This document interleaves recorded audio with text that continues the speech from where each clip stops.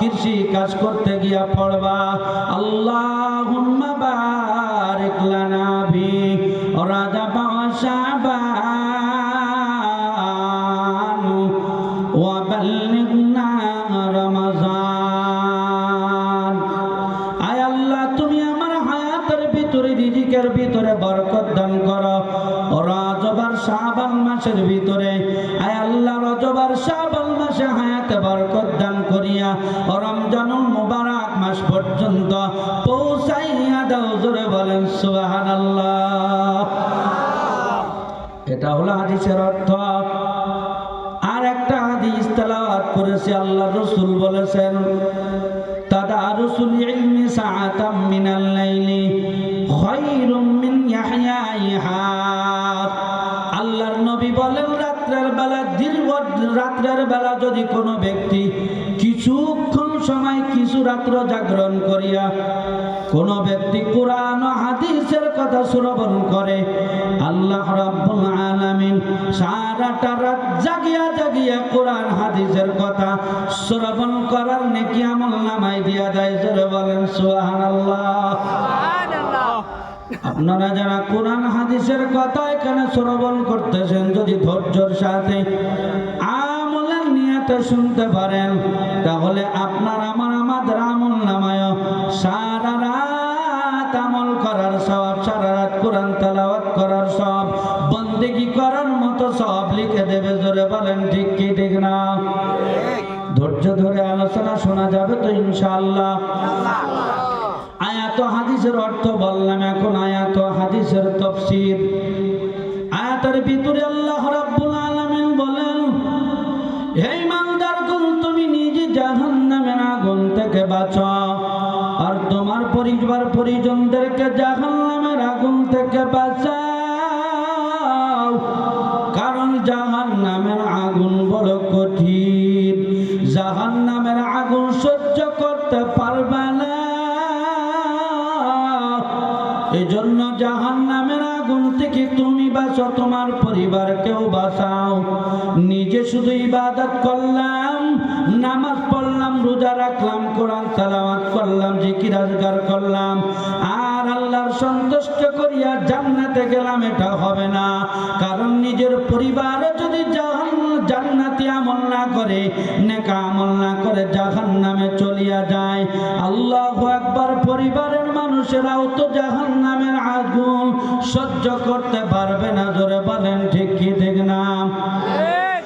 এরে আল্লাহর বান্দা, নবীর উম্মতের দল, জাহান্নামের আগুন বড় কঠিন। জাহান্নামের আগুন দুনিয়ার পানি দ্বারা নিবানো সম্ভব না। জোরে বলেন ঠিক কি ঠিক না? দুনিয়ায় কোনো ঘরে যদি আগুন লাগিয়ে দেয়, আল্লাহু আকবার, পাড়া প্রতিবেশী আত্মীয় স্বজনেরা দৌড়াইয়া চলে আসে, যার যা ব্যবস্থা আছে ব্যবস্থা নিয়ে ঘরের আগুনটা নিবানোর জন্য চেষ্টা করে। কি বলেন ঠিক কি ঠিক না? আল্লাহু আকবার। আল্লাহ না করুক, গুনাহের কারণে যদি জাহান্নামের আগুন আপনার আমার কবরের ভিতরে জ্বলিয়া যায়, কবরের ভিতরে যদি শুরু হইয়া যায়, ওই জাহান্নামের আগুন নিবানোর জন্য দুনিয়ার সমস্ত নদী নালা পুকুর সমুদ্রের পানি যদি দেওয়া হয়, ওই জাহান্নামের আগুন নিবানো সম্ভব হবে না। জোরে বলেন ঠিক কি ঠিক না?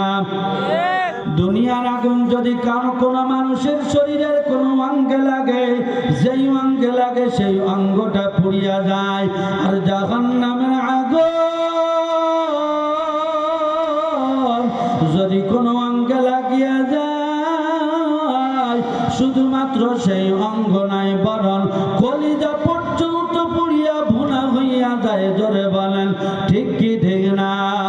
এজন্য আল্লাহ বলেন, রে বান্দা, জাহান্নামের আগুন থেকে তুমি নিজে বাঁচো আর তোমার পরিবার পরিজনদেরকে জাহান্নামের আগুন থেকে বাঁচাও। কারণ জাহান্নামের আগুন, জাহান্নামের আযাব সহ্য করতে পারবে না। এরে আল্লাহর বান্দা, নবীর উম্মতের দল, এই জাহান্নামের কথা স্মরণ করিয়া আবু বকর রাদিয়াল্লাহু তাআলা আনহু কান্না করলেন। কি বলেন, ঠিক কি ঠিক না? এই জাহান্নামের কথা স্মরণ করিয়া উমর রাদিয়াল্লাহু তাআলা আনহু কান্না করলেন। জাহান্নামের কথা স্মরণ করিয়া হযরতে উসমান রাদিয়াল্লাহু তাআলা আনহুর কান্না। জাহান্নামের আযাবের কথা স্মরণ করিয়া হযরতে আলী রাদিয়াল্লাহু তাআলা আনহুর কান্না।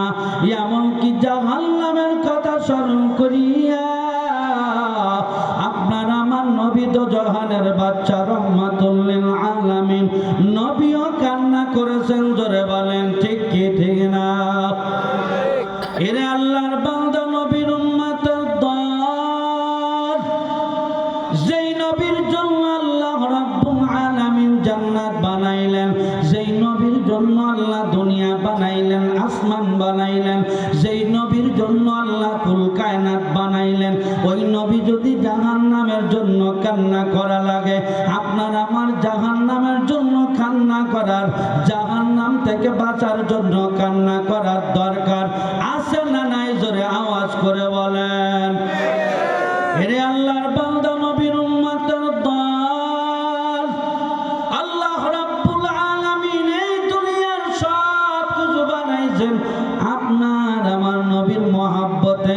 জোরে বলেন ঠিক কি ঠিক না? হাবিবুল্লাহ আগার पैदा न करते जमीन आसमान पैदा न करते।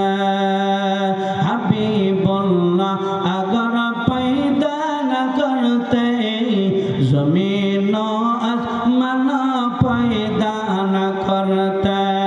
अगर खाए गोरे रोशन कुनी गिरला जब सुन्नते पैगम्बरे शुदा जोदास रहमतल लिल आलमीन मस्जिद ऊ शुदा हमारो ये ज़मीन मस्जिद ऊ शुदा हमारो ये ज़मीन। अल्लाह रब्बुल आलमीन বলেন, এই দুনিয়ার ভিতরে যা কিছু আছে আমি সব কিছুকে বানাইলাম আমার নবীর মহব্বতে। জোরে বলেন সুবহানাল্লাহ। এরে আল্লাহর বান্দা, নবীর উম্মতের দল, আল্লাহর নবী সাল্লাল্লাহু আলাইহি ওয়াসাল্লামের সাহাবীরা একদিন চলে আসছেন আম্মা জান আয়েশা রাদিয়াল্লাহু তাআলা আনহার কাছে, আল্লাহর নবীর বিবির কাছে, আমাদের আম্মা জানের কাছে। আম্মা জানের কাছে আসিয়া ডাক দিয়া বলে, আম্মা জান, আল্লাহর নবীর জীবনের একটা আশ্চর্য ঘটনা আমাদেরকে শোনান।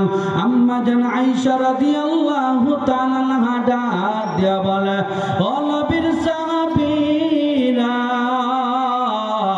আল্লাহর নবীর জীবনের এমন কোন ঘটনা আছে যেই ঘটনার ভিতরে আশ্চর্যজনিত কিছু নাই?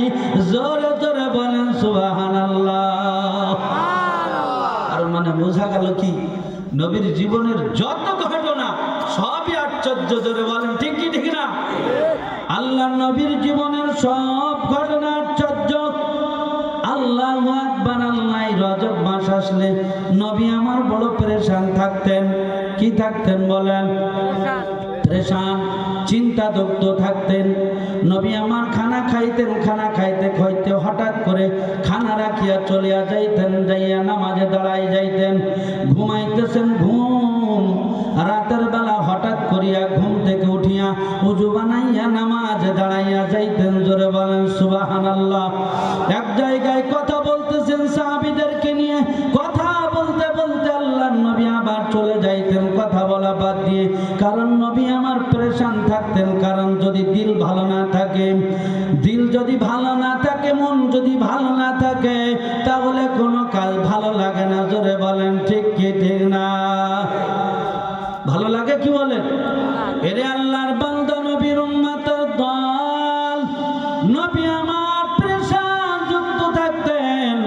পেরেশান যুক্ত থাকার কারণ হলো এই রজব মাস মাসের ভিতরে আল্লাহর নবীর চাচা দুনিয়া থেকে বিদায় নিয়ে চলে গেছেন। আল্লাহর নবীর চাচা দুনিয়া থেকে বিদায় নেওয়ার আগে আম্মা জান খাদিজাতুল কুবরাকে বলেছিল, ও খাদিজা, আমি তো দুনিয়া থেকে চলে যাব, আমার মুহাম্মদকে দেখাশোনার দায়িত্ব তোমাকে দিলাম। আল্লাহু আকবার। আম্মা জান খাদিজাতুল কুবরা এই রজব মাসের ভিতরে বিদায় নিয়ে গেছেন। আল্লাহু আকবার। খাদিজাতুল কুবরা দুনিয়ার থেকে বিদায় নেওয়ার আগে আম্মা জান ফাতেমাতুজ জোহরাকে বলা গেলেন, ফাতেমাতুজ জোহরা রাদিয়াল্লাহু তাআলা আনহা বিদায় নিয়ে গেলেন এই রজব মাসে। তার মানে আল্লাহর নবীকে যারা ছায়া দিয়া রাখতেন ওই সমস্ত মানুষগুলো সব বিদায় নিয়ে গেছে রজব মাসে। এই জন্য রজব মাস যখনই আসে তখনই বড় পরেশান হইয়া যাইতেন আল্লাহর নবী। জোরে জোরে বলেন সুবহানাল্লাহ। এরে আল্লাহর বান্দা, নবীর উম্মতের দল, আল্লাহর নবী এই জন্য পরেশান থাকতেন আর পরেশান থাকবে, এটা আল্লাহ তাবারাক ওয়া তাআলা কখনো পছন্দ করেন না। জোরে বলেন ঠিক কি ঠিক না? আল্লাহ রাব্বুল আলামিন দুনিয়ায় যত নবী প্রেরণ করেছেন সব নবীরা আল্লাহ তাআলার বন্ধু। জোরে বলেন ঠিক কি ঠিক না? আদম আলাইহিস সালাম আল্লাহর বন্ধু, ইব্রাহিম আলাইহিস সালাম আল্লাহর বন্ধু, ঈসা আলাইহিস সালাম আল্লাহর বন্ধু, ইসমাঈল আলাইহিস সালাম আল্লাহর বন্ধু, জাকারিয়া আলাইহিস সালাম আল্লাহর বন্ধু, ইউসুফ আলাইহিস সালাম আল্লাহর বন্ধু, সুলাইমান আলাইহিস সালাম আল্লাহর বন্ধু। এক কথায় যত নবী আসছে সব নবীরা আল্লাহ তাআলার বন্ধু। জোরে বলেন ঠিক কি ঠিক না?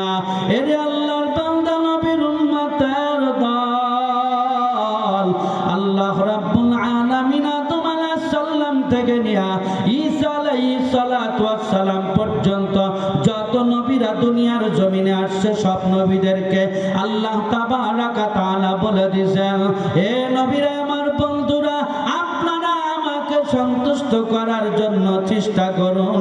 জোরে জোরে বলেন সুবহানাল্লাহ।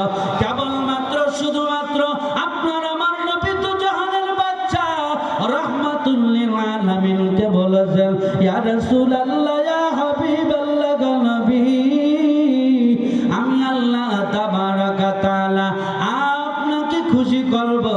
জোরে জোরে বলেন সুবহানাল্লাহ। পার্থক্য আছে না নাই? আছে পার্থক্য। কথা বলে সব নবীদেরকে বলছে আপনারা আমাকে খুশি করেন, আর আপনার আমার নবীকে আল্লাহ বলতেছেন, ইয়া রাসূলুল্লাহ, ইয়া হাবিবাল্লাহ, আপনাকে আমি খুশি করব। জোরে বলেন সুবহানাল্লাহ। এখন বলেন পার্থক্য আছে না নাই? আমার নবীর মর্যাদা কম না বেশি বলেন? নবীর উম্মতের মর্যাদা কম না বেশি বলেন? নবী যেমন দামি, নবীর উম্মত তেমন দামি। জোরে জোরে বলেন ঠিক কি না? এরে আল্লাহর বান্দা, নবীর উম্মতের দল, সব নবীরা কিয়ামতের ময়দানে নাফসি নাফসি করবে। নিজে কিভাবে বাঁচতে পারি, আমি কিভাবে বাঁচিয়া জান্নাতে যাব, আমি কিভাবে জান্নাতে যাব, এই চিন্তা সব নবীদের থাকবে। কিন্তু একমাত্র আপনার আমার নবী রাহমাতুল লিল আলামিন শুধুমাত্র সিজদার ভিতরে পড়িয়া কান্না করতে থাকবে, রব্বি হাবলি উম্মতি, রব্বি হাবলি উম্মতি। আয় আল্লাহ, হাসরের ময়দানের যে ভয়াবহ অবস্থা, আয় আল্লাহ, হাসরের ময়দানে আমার উম্মত গুলার কি উপায় হবে? আমার উম্মত গুলো কি জান্নাতে যাবে, না আমার উম্মতেরা জাহান্নামে যাবে? আমার উম্মত গুলো কিভাবে জান্নাতে যাবে? আমার উম্মত গুলো কিভাবে ফুলসিরাত পার হবে? আমার উম্মতের আমলনামা পাল্লাতে যখন ওজন হবে, আমার উম্মতের আমলের পাল্লা ভারী হবে না হালকা হবে? আমার উম্মত কি ফুলসিরাতের উপর থেকে কাটিয়া জাহান্নামে ভিতরে পড়িয়া যায়। এই চিন্তা করতে থাকবে আর নবী আমার ময়দানে মাশারে কাঁদতে থাকবে। জোরে জোরে বলেন সুবহানাল্লাহ। কষ্ট হচ্ছে আপনাদের? আলোচনা চলবে আর কিছুক্ষণ? হ্যাঁ চলবে না শেষ করে দেব? এরে আল্লাহর বান্দা নবীর উম্মতের দল, আম্মা জান আয়েশা রাদিয়াল্লাহু তাআলা আনহার কাছে চাবিরা ডাক দিয়া বলে, ইয়া রাসূলুল্লাহ, আম্মা জান আয়েশা, আল্লাহর নবীর জীবনের একটু আশ্চর্য ঘটনা আমাদেরকে শোনান। আম্মা জান আয়েশা রাদিয়াল্লাহু তাআলা উত্তর দিলেন, আল্লাহর নবীর জীবনের এমন কোন ঘটনা নাই যার ভিতরে আশ্চর্যজনিত কিছু নাই। জোরে বলেন ঠিক কিনা? আম্মা জান আয়েশা রাদিয়াল্লাহু তাআলা বলতেছেন, হে নবীর সাহাবীরা, তবে তোমাদেরকে একটা ঘটনা আমি তোমাদেরকে শোনাই। আম্মা জান আয়েশা রাদিয়াল্লাহু তাআলা ডাক দেয়া বলে, একদিন আল্লাহর নবী ঈশার নামাজ আদায় করলেন। ঈশার নামাজ আদায়ের পর আমার হুজরার ভিতরে প্রবেশ করলেন। আমার হুজরার ভিতরে প্রবেশ করে আমাকে সালাম দিলেন। আমি সালামের উত্তর দিলাম। সালামের উত্তর দেওয়ার পরে আল্লাহর নবী আমাকে বললেন, ও আয়েশা,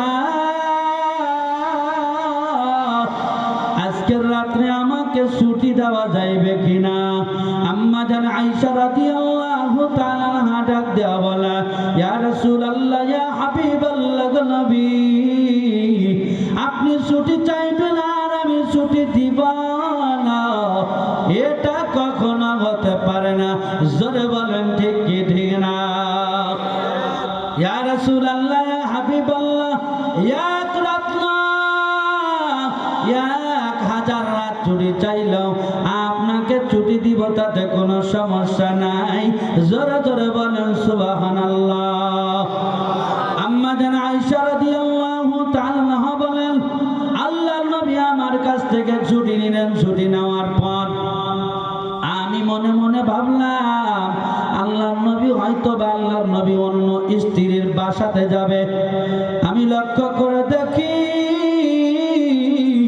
আল্লাহর নবী অন্য স্ত্রীর বাসায় গেলেন না, বরং আমার হুজরার ভিতরে আল্লাহর নবী যাই নামাজ বিছাইয়া নামাজে দাঁড়াইয়া গেলেন। জোরে বলেন সুবহানাল্লাহ। কিসে দাঁড়াই গেলেন বলেন? জোরে বলেন। আল্লাহর নবী নামাজে দাঁড়াই গেলেন। আমরা হলাম নবীর উম্মত, আমরা কি নামাজে ঠিক মতো দাঁড়াই? কথা বলে, আমরা কি 5 ওয়াক্ত নামাজে ঠিক মতো দাঁড়াই বলেন? এরে আল্লাহর বান্দা নবীর উম্মতের দল, আম্মা জান আয়েশা রাদিয়াল্লাহু তাআলা বলে, আমি লক্ষ্য করে দেখলাম আল্লাহর নবী আমার ঘরের ভিতরে যাই নামাজ বিছাইয়া নামাজে দাঁড়াইয়া গেল। আমি একটু গোপনীয়তা রক্ষা করিয়া দেখতে লাগলাম আল্লাহর নবী কি করে। আল্লাহর নবী নামাজের ভিতরে তেলাওয়াত শুরু করে দিল, আলহামদুলিল্লাহি রাব্বিল আলামিন আর রহমানির রহিম মালিক ইয়াউমিদ্দিন ইয়্যাকা না'বুদু ওয়া ইয়্যাকা নাস্তাঈন ইহদিনাস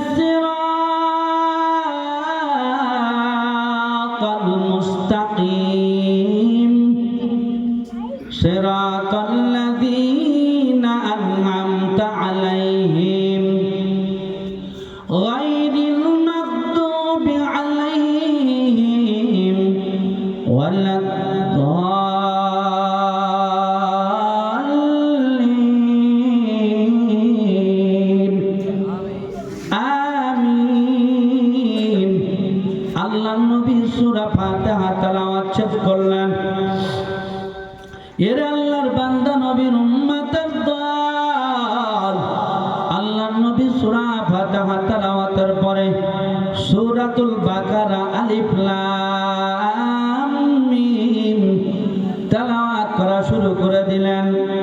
আম্মা জান আয়েশা রাদিয়াল্লাহু তাআলা আনহা বলেন, আমি গোপনীয়তা রক্ষা করে দেখতে লাগলাম আল্লাহ নবী কি করেন।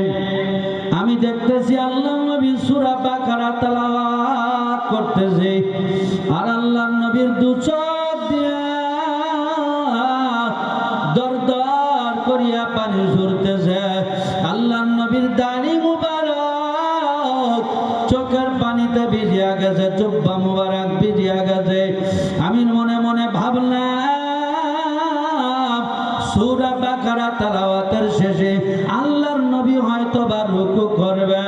সূরা বাকারা তেলাওয়াত শেষ হয়ে গেল, আল্লাহর নবী রুকু করলেন না।